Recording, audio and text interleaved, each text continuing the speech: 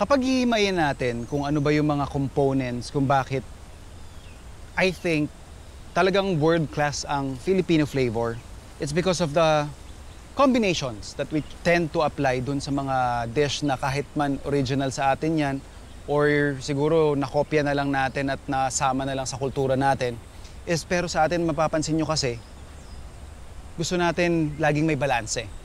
And I think asado, at least our version of asado, truly represents yung ganun nating approach sa kulinarya. The ones at least na natikman ko in the past is yung mga asado na balanced of salty of course, merong asim yan from tomatoes that we are using, iba naman dyan, kalamansi, minamarinate, and then may konting bahid ng sweetness. And because you already have those foundations, napakadali na siyang i-elevate pa by adding in siguro konting kick sa sili. So, nagiging napaka-complex ng dish. So, gawa lang tayo ng isang mabilis na asadong manok. So, I have here our garlic, onions natin, leeks, then yung chicken natin.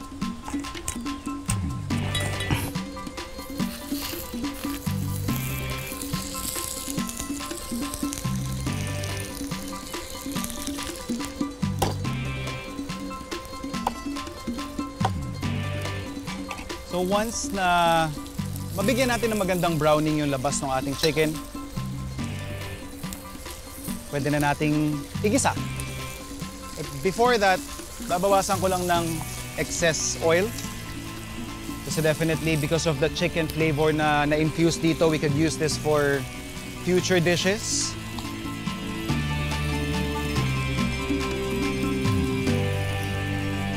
At this point, gagawin lang natin yung pinaka-sauce niya, bubuin lang natin yung flavor. So meron na tayong mga fonts dyan, o yung mga caramelized bits.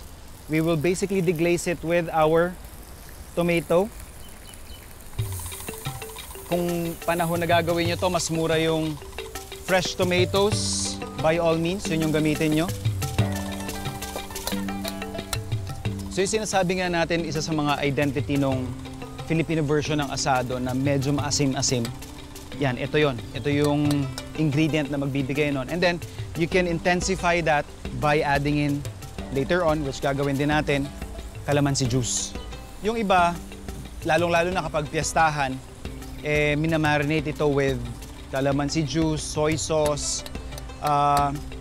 As you know, pag gantong fresh juice yung gagamitin mo, I always advise na sa dulo ito isama para hindi mamatay yung very fresh na bahid nito sa palate nyo. Then we're just going to season this with soy sauce. With this combination, yung tomatoes natin and then yung soy sauce would give us parang an amber shade o yung medyo deep orange na kulay.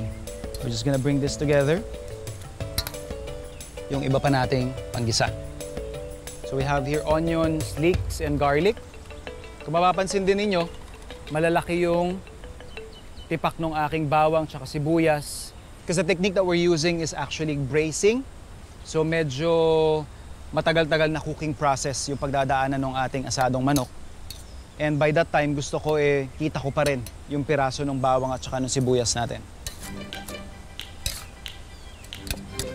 Then finally, just to balance yung asim na meron doon sa ating tomatoes, siguro maglalagay lang tayo ng mga 1 to 2 tablespoons ng brown sugar. And then, bababaan lang natin yung temperature. We're gonna cook this for 45 minutes to an hour.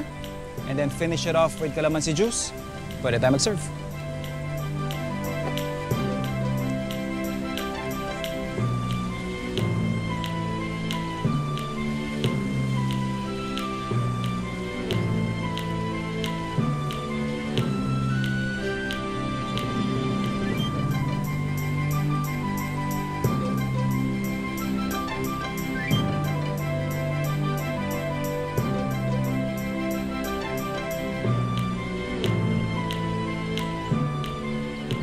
And we're just gonna finish it off with our calamansi juice para dun sa super kick ng asim sa dulo.